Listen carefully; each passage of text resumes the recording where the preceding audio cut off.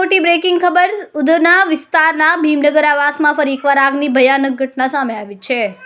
મોડી રાત્રે અચાનક જ ભભૂકી ઉઠેલી આગમાં પાર્ક કરેલી 2 ગાડીઓ સંપૂર્ણ રીતે બળીને ખાખ થઈ ગઈ હતી.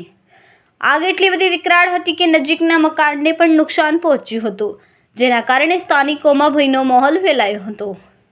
સ્થાનિક રહેવાસીઓએ આગ અકસ્માત નહીં પરંતુ કોઈએ ઇરાદાપૂર્વક લગાવ્યાની શંકા વ્યક્ત કરી. ઘટનાની જાણ થતાં જ ફાયર બ્રિગેડની ટીમ અને ઉધના પોલીસ તાત્કાલિક ઘટના સ્થળે પહોંચી ગઈ અને આગ પર કાબૂ મેળવ્યો હતો.